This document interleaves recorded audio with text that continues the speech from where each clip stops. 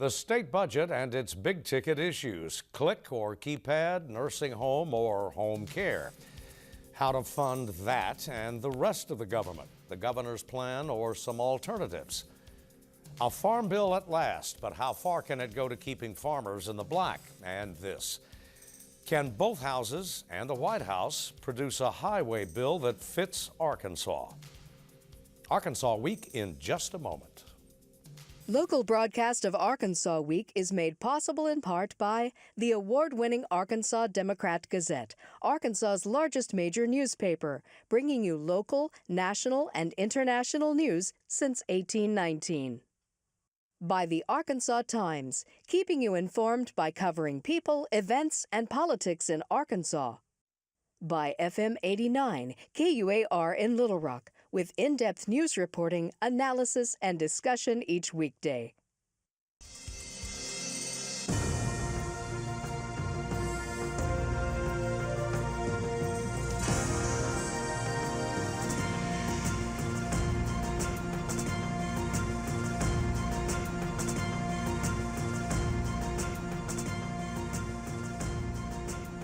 Hello again, everyone, and thanks very much for joining us. Action demanding attention at the capitals, plural. In Little Rock, a plan for tax revision and cuts. In Washington, the prospect of a highway program. But we begin tonight with the state's multi-billion-dollar Medicaid program, and there is much to report. At the table tonight, Heather Yates of the Political Science faculty at UCA and independent journalists Benji Hardy and Steve Bronner. Dr. Hardy, we'll begin with you on Medicaid, the Goliath, anyway, of the state budget, and there's a lot to report. A lot's happened in the last couple of weeks. Sure. Well, I mean, I guess I would start with Arkansas Works, the Medicaid expansion program. We've continued to see losses in coverage over the past few months. The numbers for December have not been reported by DHS yet, but I think it's fair to say we could expect to see another 4,000 to 5,000 beneficiaries likely to lose coverage based on the numbers that were reported the previous 3 months due to the state's work requirement that has been in effect since June.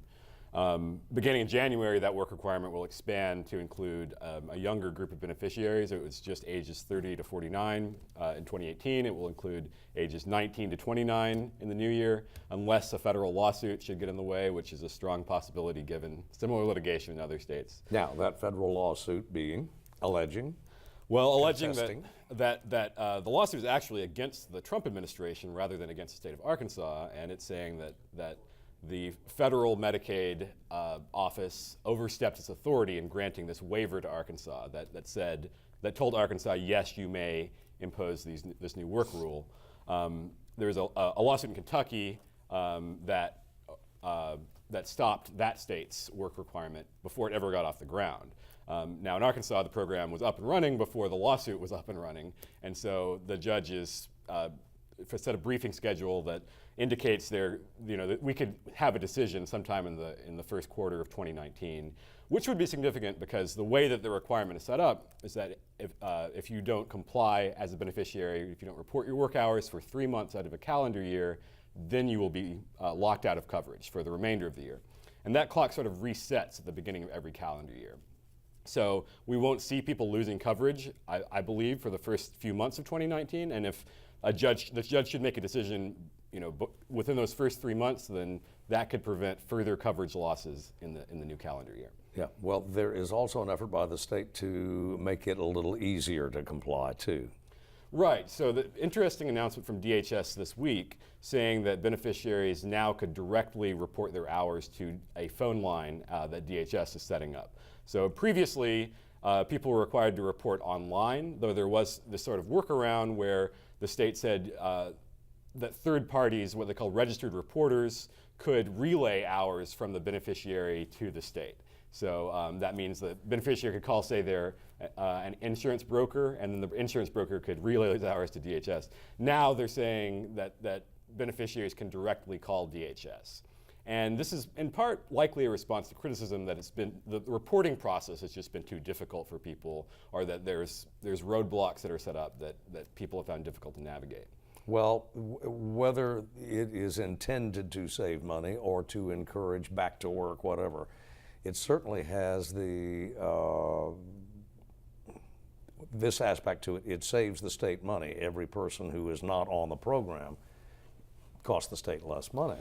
Well, sure, it's true that the state's paying paying insurance premium Right. on that person, and that's sort of under the unusual private-public hybrid model that Arkansas has, where it's Medicaid money, but it's being used to pay for private plans for beneficiaries. So the state is saving money there. Of course, I mean, proponents of expansion and opponents of the work requirement would argue that also it's, you increase the number of uninsured people, you're increasing the amount of uncompensated care that hospitals are seeing, and those costs will sort of be reabsorbed by the healthcare consumer at some point along the line. And the administration, meaning Mr. Hutchinson, Governor Hutchinson, has been frank about his motivation, his administration's motivation in doing it. It is the only way to build political support for that program, to get the funding reauthorized.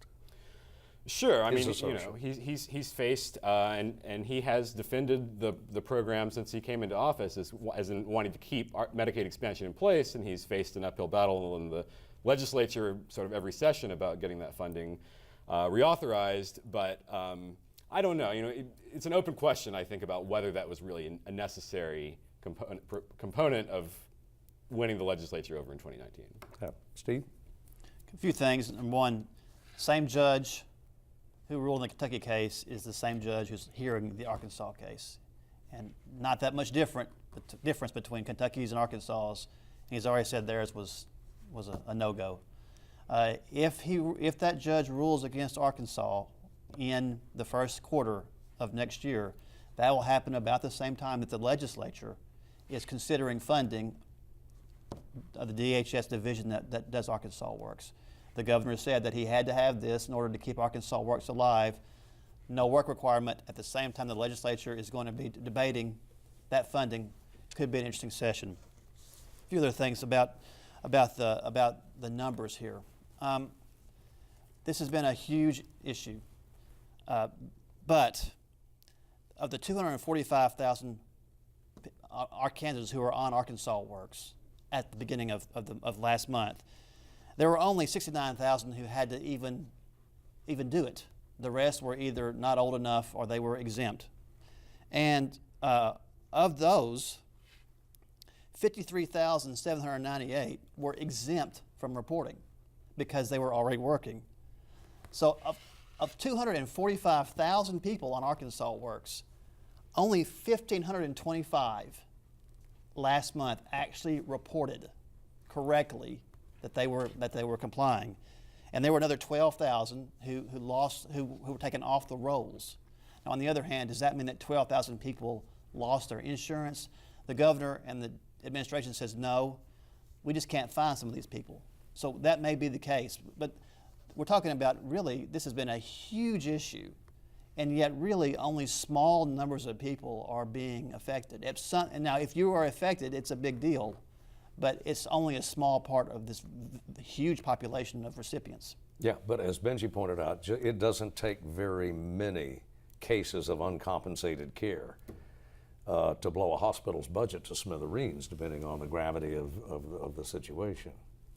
And depending on where it's at, too, Yeah, rural too. versus urban as well. And this is going into the legislative session going to be a top priority along with the taxation legislation. How do you balance this out? This has been high profile. It's playing out as high profile in the state, and politically, there's the optics of that. The governor is going to be pushing to add to the numbers that's already been on the table. The governor's going to be pushing the legislature, yes, to take a look at this. The legislature is going to make it a priority, and what the legislature will want to take a look at is obviously maybe audit the program, and it's going to be a compliance issue. And at the outset, it does appear that very few people are actually having a negative impact, but that also is going to be a bureaucratic issue, and that's where could some bureaucratic compliance issues and auditing happen as well. Now, auditing is not going to be out of the gate in January. No, that's going to be maybe a year or two down the road, but that's certainly going to be a possible solution brought up in the legislature.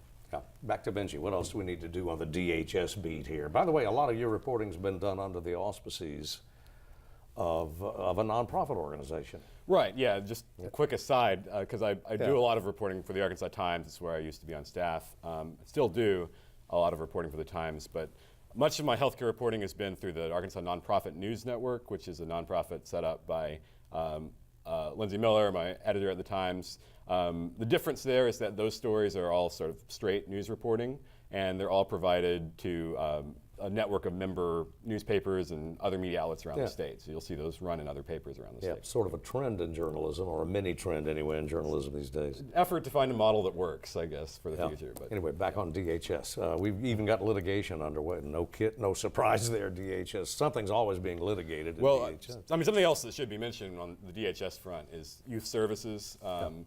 So the state's sending, it says at beginning next year, they'll try to find a contractor to run these youth facilities, lockups, jails, detention facilities, whatever you want to call them. It's closing down a couple of facilities out of, I believe, 7 or 8, depending on how you're counting.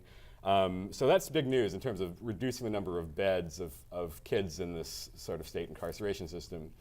I might also mention, on a related topic, there's a big federal trial this week in Little Rock concerning some terrible abuses by guards at the White River Juvenile Detention Center, which was not run by the state, but it's one of many juvenile facilities run by counties around the state.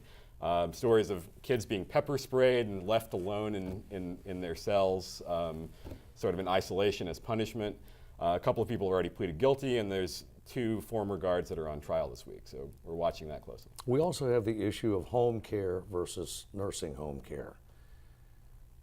That's being handled right now at the administrative level, but the legislature is going to have to take a look at that. Already is. Yeah, there's a number of other Medicaid categories where the state's looking to cut costs, looking to make, improve efficiencies. I mean, for better or worse, certainly nursing home and home care, assisted living.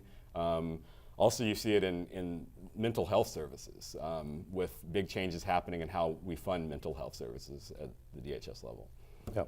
Heather, in on that? And costs. I would say that costs would have to, are going to be examined, because the costs between home assistance and assisted living are disparate. And so that's going to be another piece as well, is that legislators are always talking about, at least on the campaign trail, cost of medical care, cost of elderly care. This all rolls into the DHS, this all rolls into Arkansas Works, and this all requires funding, and the pools out of which these are being funded, or at least supplemented, are shrinking. And this is also putting at the forefront the good old-fashioned struggle of federalism. Federal versus state, private versus public sectors are all converging within the DHS business right now. We got a session coming up right around the corner, and we've all been talking about money, state money, tax dollars, fiscal policy. Steve, get ready for some more tax cuts. They're going to happen. They're going to happen. The governor is pushing hard to lower the top rate on the income tax from 6.9 to 5.9%, and that's that's likely going to happen.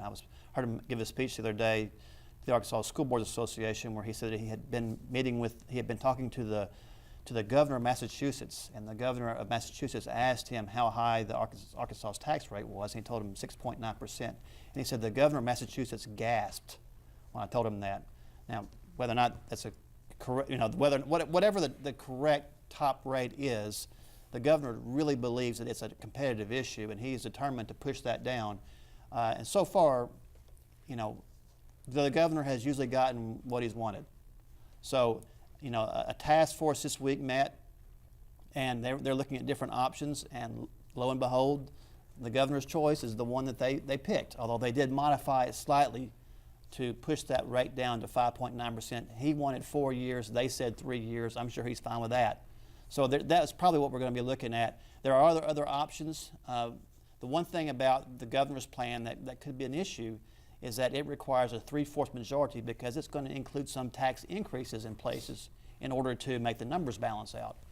And the legislators have a plan that is simpler and easier to pass, only requires a majority vote. We'll see if that happens, but right now it seems very likely that there will be a cut, especially for the top earners. Yeah, and would seem to be pushing the envelope a lot in terms of it's a tight budget, which a lot of people applaud. And it's been one thing that's made it possible there's two things that have made this possible through this period. One, a great economy has made it easier for the governor and the legislators to A, cut taxes, and B, not cut spending. The other thing is federal funds have made this possible. Mostly through Arkansas Works. A little bit through infrastructure also, but mostly through Arkansas Works. So will these two things continue forever? We know the economy won't be strong forever, so when that happens, will the numbers add up? They are moving slowly. The legislators have been listening to legislators from Kansas and Oklahoma, which did not move slowly and paid the price. So they are trying to, there has been a deliberate effort here to not slash, but there is definitely an effort to cut. Well, there will be some alternatives, already some grumbling. It's inevitable. From the loyal opposition, are we cutting too much? Are we not spending enough in certain areas? But let's face it, Mr. Hutchinson would say, or his party anyway, would seem to have the numbers in both chambers. And I think it's interesting to compare that tax cut with the fact that Arkansas voters just approved an increase in the minimum wage that goes into effect over the next 2 or 3 years. And you've seen this happen in other states, especially I think red-leaning states, that popularly, if there's something on the ballot that's sort of economically populist, that's then voters will often go for it. Minimum wage increases are popular. At the same time, is there any political price to pay for lawmakers, say, voting in a tax cut that does primarily benefit higher earners? I don't know. I wonder if there's any political risk at all for lawmakers in terms of when they look at places like Kansas or Oklahoma, where you have seen some of the very Republican states, like voters have rejected or at least pushed back against lawmakers instituting these more draconian tax cuts that tend to benefit the upper incomes, the top part of the income distribution. Well, they were shutting the state down. Practically the cuts were so, use your term, draconian in several states.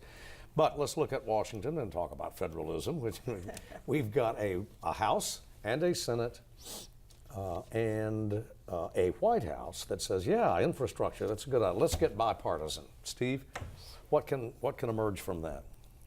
Well, you have to start any conversation about this kind of stuff, this kind of topic, with the disclaimer that everything that smarty pants like us has said the past 3 or 4 years has been proven wrong. But it seems hard to see how, even though there is talk of there being an infrastructure plan in Washington, with all that's going on, what we've seen the past couple of weeks with things that are happening in the administration and with people in the administration's lawyers, for example, that we are setting ourselves up for a very contentious couple of years. Does that mean that there could be an infrastructure plan? Who knows? President Trump has surprised us before, and maybe there'll be some common ground on this. But it's hard to see how there would be an agreement on this. But there could be. They could work with that. At the same time, the state is not assuming that's going to happen. The governor has said that we've got to make our own way, and so there will be very likely a highway plan on the ballot in 2020. It'll just be statewide. Yep. Heather. And to further complicate funding infrastructure bills is twofold. One, there's always a bipartisan proposal, bipartisan sponsors of a bill. But because so few bills get through the House and the Senate, what we see is this legislation swell, and we see rider bills. And so there was for example, in June there was a proposal, an infrastructure bill proposed, also married to this notion of developing income outlets for impoverished families within the same bill. And what happens is you get a bipartisan proposal, the legislation swells, there's more riders, now there's more opportunities for veto stops, you've expanded the scope of conflict, more people, you see where this goes, right? Christmas tree syndrome. And what we see with infrastructure bills, if it's just an infrastructure bill, they're very popular within the states because federal money is the carrot that gets dangled over the state, but it's not free money. There's always some sort of compliance issue.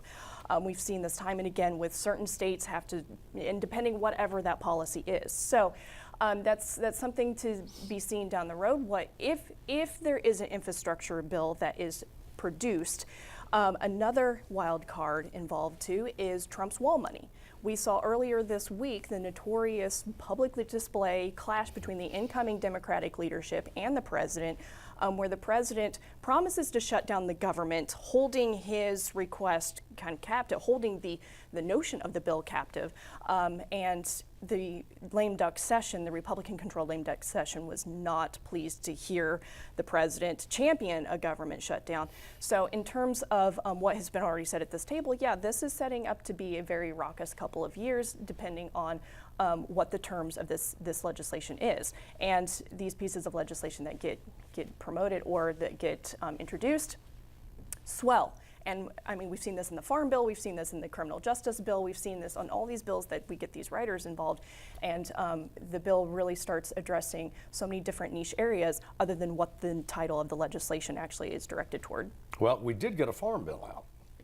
We did get a Farm Bill out, and in Arkansas, Good job, everybody. the country got a Farm Bill out of this.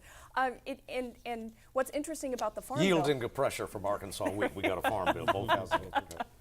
and Arkansas will benefit. I mean, it really will benefit, because what's in this bill, and what's interesting is that the Arkansas senators are divided on this. Tom Cotton reliably is in the opposition camp. Senator Bozeman championed it and praised it because what it offers is a nice safety net for agrarian rural farmers, which is what Arkansas has, and it bolsters crop failure insurance, but it also has a few other pieces of assistance in there, addressing rural assistance in medical services and opioid addiction services. Tom Cotton opposed this based on what he called food stamps, which was the Rural Food and Nutrition Assistance Program. So Farm Bill did come out, but not with one opposition from one senator opposing it from Arkansas, but the rest of the congressional delegation, House and Senate, both supported it, and rightly so, because of the benefits for an agrarian state. Arkansas will benefit more than, Massachusetts. Yeah, Farm Bill doesn't really address, the issue of tariffs and trade, but that's another program. They're still aching, particularly in soybean country, but not just for tariffs. Right. But the bill to get, they've got stability. You now have a Farm Bill, and at least the farm community, the ag community knows what's in it and knows what it's facing. You mentioned Mr. Cotton. The gentleman giving this continues to march to his own. He hears a different drummer and marches to it. It wasn't just the Farm Bill that he was. Oh, right. Yeah. The justice reform, the criminal justice reform bill that Mitch McConnell has been resisting putting to the floor vote this week, but just announced on Tuesday that he thinks that there will be enough votes to put it to a vote. But Tom Cotton's opposition has been, it depends on which lens you look at it. From the subject position of a voter, it's ideological opposition. Tom Cotton is staying true to the Tea Party's principled politics and opposing the bill because the narrative that he is pushing is that it reduces the federal sentencing guidelines, makes them more lenient, and that therefore dangerous offenders will now be flooding the streets.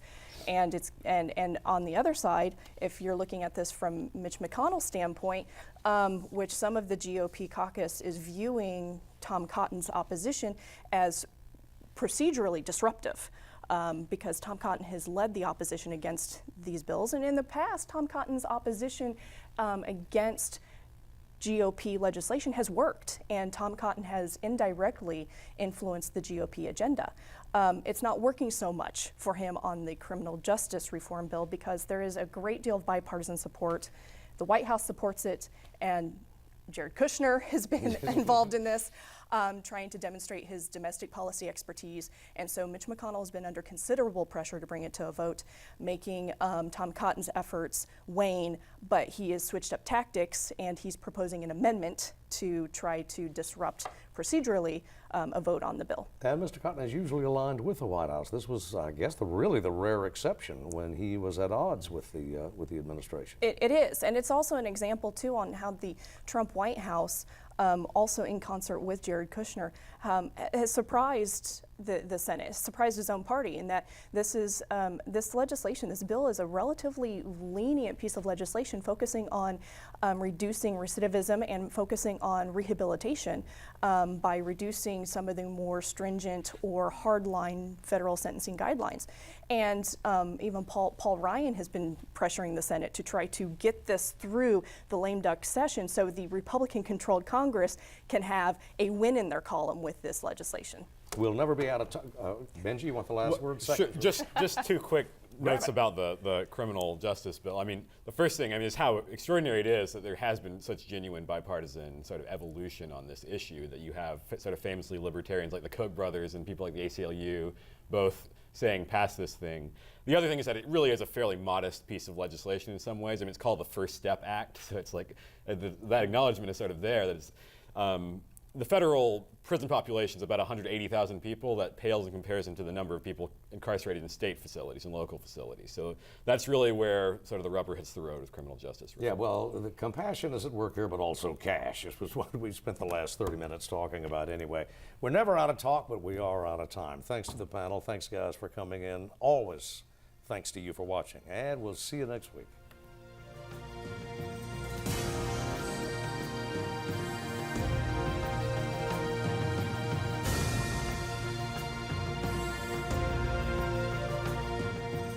Local broadcast of Arkansas Week is made possible in part by the award-winning Arkansas Democrat-Gazette, Arkansas's largest major newspaper, bringing you local, national, and international news since 1819.